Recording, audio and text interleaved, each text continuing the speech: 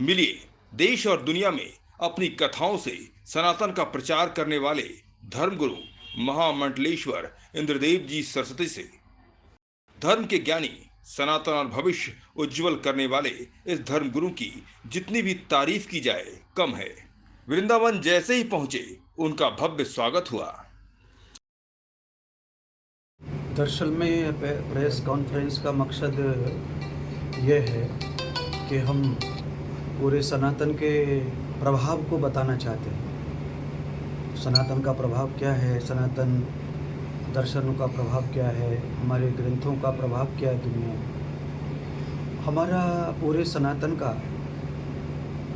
काल से ही, जैमिनी, कणाद, गौतम, वशिष्ठ के काल से ही जो है ये परंपरा पूरे विश्व में है।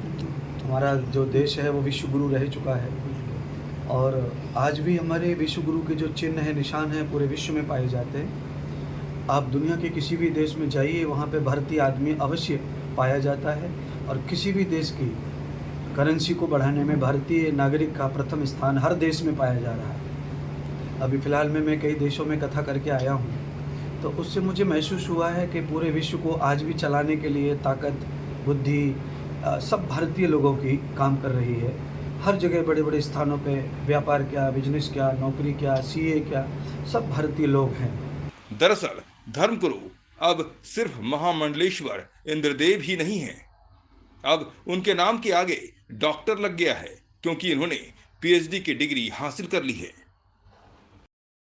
उनके कार्य को अमेरिका में रिकग्निशन मिला, ये हम हिंदुस्तानियों के लिए गौरव की बात है। मैं उनको दिल से बहुत बहुत शुभकामनाएं और शुभेच्छाएं देता हूँ। बहुत बहुत अभिनंदन। नमस्कार।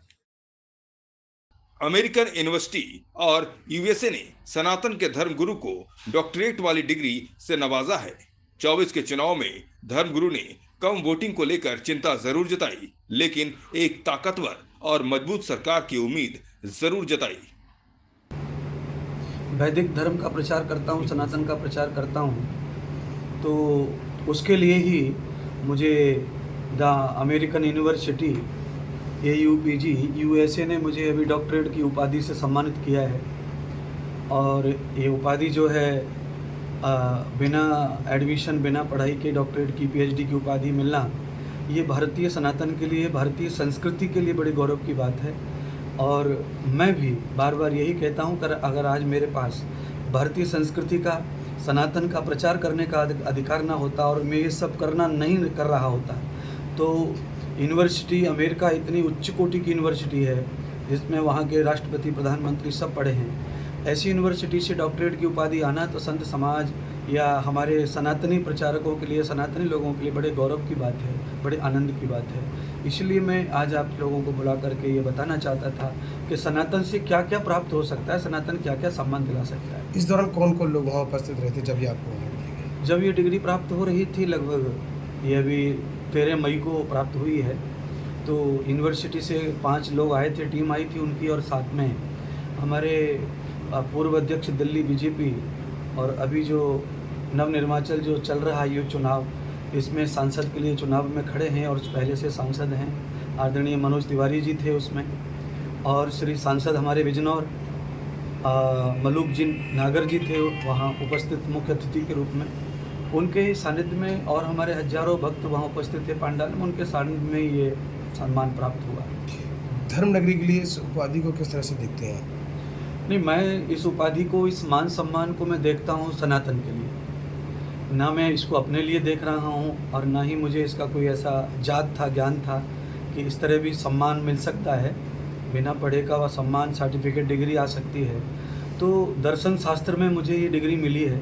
मैं आपको सही कहूँ तो 2021 में मैं ये डिग्री के लिए एडमिशन करने वाला था, पर कोरोना में जो थीसिस लिखने वाले थे वो डिसमिस हो गए, तो वो रह गए। तो फिर मेरी कल्पना नहीं थी कि ऐसा भी होगा। तो परमात्मा है, सनातन शास्त्र जो है, हमारे ऋषियों की जो फिलॉसफी है, वो सारी दुनिया को सजीव करने वाली फिलॉसफी है।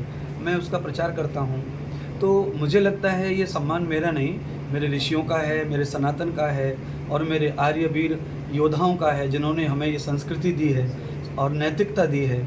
उस नैतिकता का सम्मान है और उसी के कारण ये सम्मान मुझे प्राप्त हुआ है।